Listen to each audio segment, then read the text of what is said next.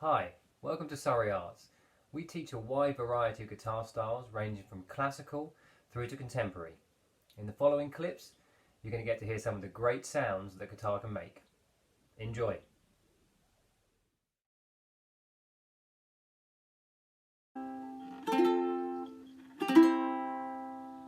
In this video, we're going to explore how to make a sound on the ukulele. The ukulele provides a great foundation for early learners who then want to go on to learn the guitar later. I've often used it in my teaching of primary school children, where I've formed ukulele clubs and they've learned how to strum, pick and sing as they're playing. Don't worry about a thing, 'cause every little thing gonna be alright. This is normally the size children buy. It's a standard size called a soprano ukulele. This one sounds a little bit more trebly, but it's still very pretty. And the alto ukulele, up here, very rich. And over here, so you can have different timbres wherever you strum. So there are many sounds you can make out of ukulele and many different sizes of ukulele too. So today you've seen the soprano and the alto, also known as, this one's known as the concert ukulele as well. But there's also a baritone ukulele and a tenor and a bass. I think the baritone ukulele, that's the one that's tuned differently. The tenor is the next one up from the alto, then it's the baritone, and then you've got the bass. So there's quite a few in the family, but most people buy one of these. This one they tend to upgrade to when they get wants a little bit of a deeper sound, and this is the one that children tend to buy. So there you go. Who'd have thought such a small instrument could be so much fun to play?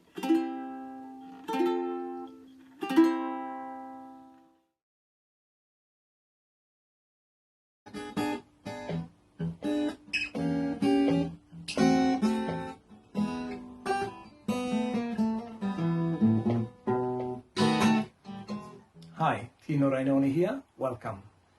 I will give you a brief introduction on the steel string guitar, also known as the acoustic guitar. Differently from one of the earliest model of guitars that we have, it's the classical guitar. Here's the main difference. You got 3 nylon strings, 1, 2, 3, 3 metal strings, 4, 5, 6. The body is smaller, the fretboard is shorter, and it is also wider. So this is more accessible for young learners. It is softer, having nylon strings. I will recommend that guitar first to start, and then later on move to this wonderful instrument, which you will be more likely see on video, concerts, bands. They're very popular. They come in different shapes and models. You can use it as an accompaniment instrument. You can use it as a solo instrument. You can play chords, strumming.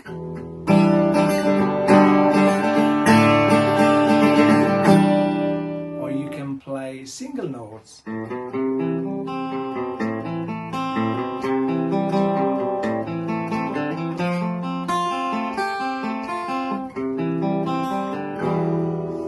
You can also have a combination of both, without using a plectrum, perhaps just using the finger.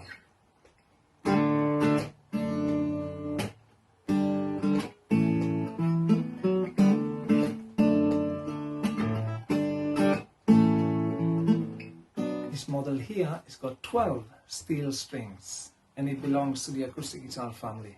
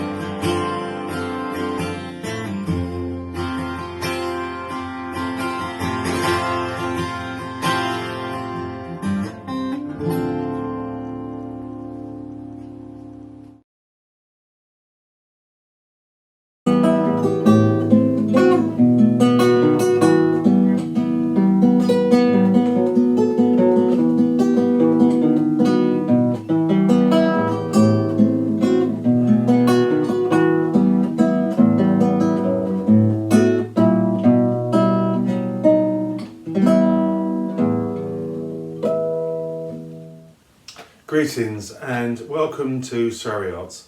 My name is Ian Osman and I would like to play some music for you and also to tell you a little bit about the classical guitar.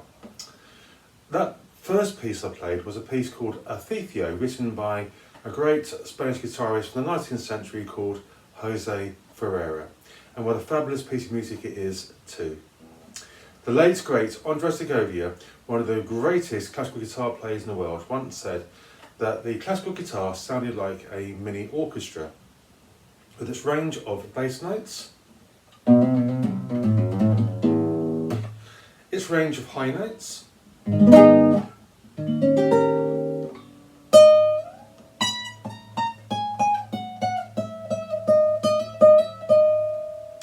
and also you can combine notes together to produce chords. Think of March of the Stormtroopers. I'm going to play the chord sequence from that and it sounds very, very vibrant and lively.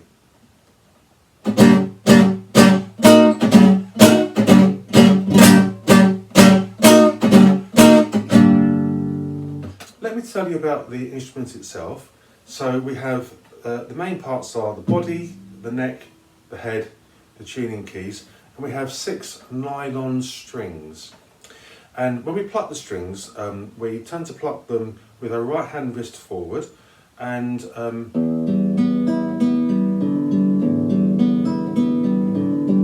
can play them in sequence like that, or we can use what's known as walking fingers.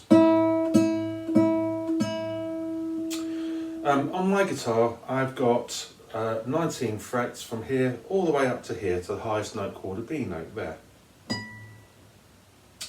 And notice the way that I'm sitting as well. This part of the guitar here is known as the waist, and I sit it on my left leg.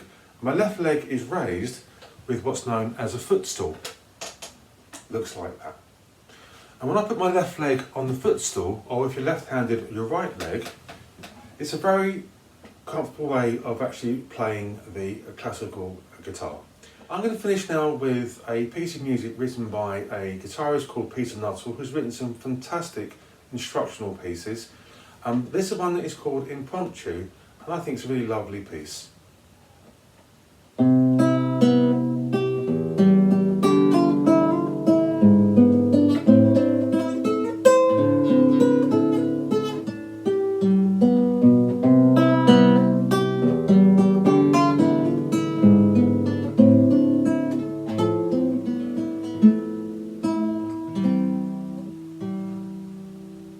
Thank you very much for watching. I'll let the guitar have the last word.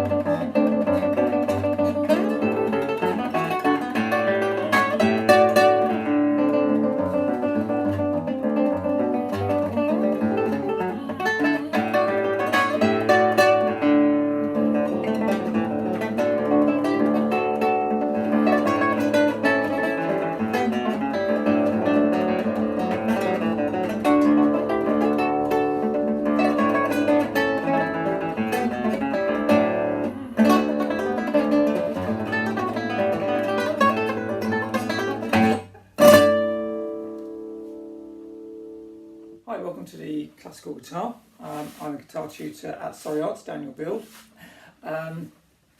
In that little excerpt there from a piece by Agustin Mangore, I played a number of guitar techniques which we're just going to have a brief look at. First of all, I played a single line melody, and then I did a glissando, which is a slide, onto a vibrato, which is like a quiver of the note. I also played harmonics. I then used a quick pull-off technique called a Nakacciatura, which is then we played double notes together, giving the melody and the harmony, and I did a harp arpeggio where I draw the finger up.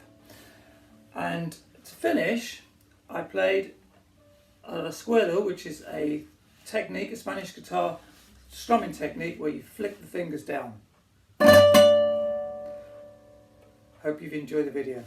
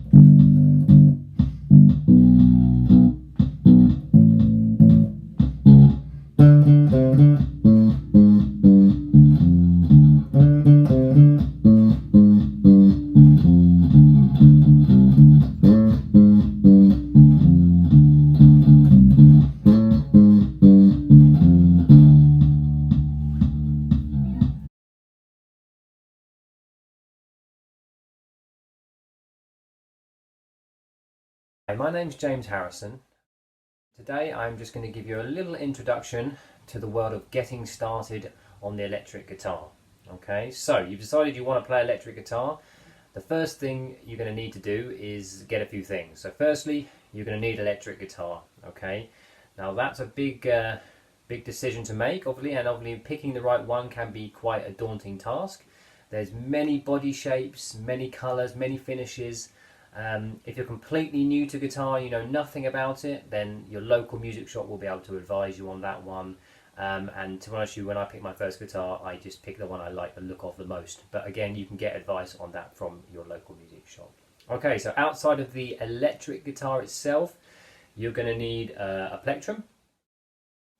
These come in different thicknesses. That would just affect the sound very slightly. But we're going to recommend 1 to 1.5 millimeter thick is probably the best to start with. Okay, another little thing you need, the guitar lead. Okay, that plugs into the jack socket down here. These jack sockets are in slightly different places on different guitars, so if you're in the music shop you can have fun looking for those. And then the other item you'll need is a little practice amp. Okay, so mine's out of shot here. Here I've got a Black Star ID Core 10. It's a little practice amp, which means it's meant for practicing inside your house. Really, it's not for like your Wembley Stadium gigs or anything, but that's all you'll need to start with, and I can assure you it's plenty loud enough for my house. So there we go. If you need any more advice on amps and stuff like that, then you can again talk to your local music shop. So let's talk about sounds. So there's two main types of sound that we're going to get from our little practice amp. So the first one is your clean sound. So if I play my clean sound, it's going to sound like this.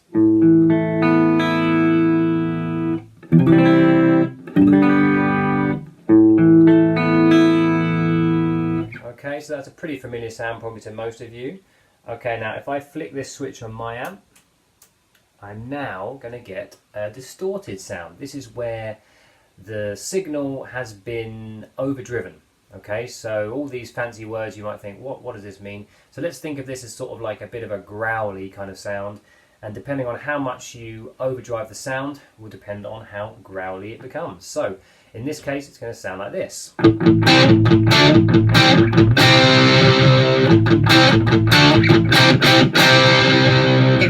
Okay, and hopefully you can hear there that the sound of my guitar has changed. And as you develop your skills through, having guitar lessons and listening to music, you will use different sounds for different styles. So let's take a look at some styles. I've played some styles, some of my favourite ones, and see if you can spot the sounds changing slightly as each style is played. Here we go.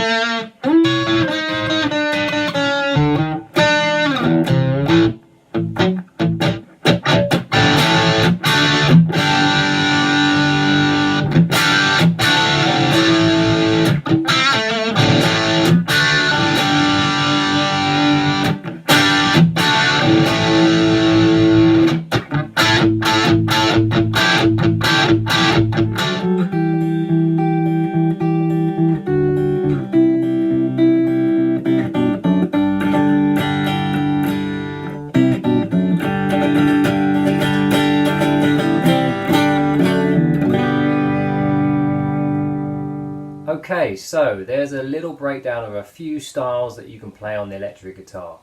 I'm sure you saw the guitars changing as the styles changed, and hopefully more importantly you heard the sound slightly changing as the different styles were played. Okay, so it's a hugely diverse instrument to take up, and it's a really exciting instrument to play. I've been doing it for over 20 years and it still excites me to this day. So hopefully it's given you some enthusiasm to go out, buy yourself an electric guitar, maybe book up some lessons and get started. Good luck.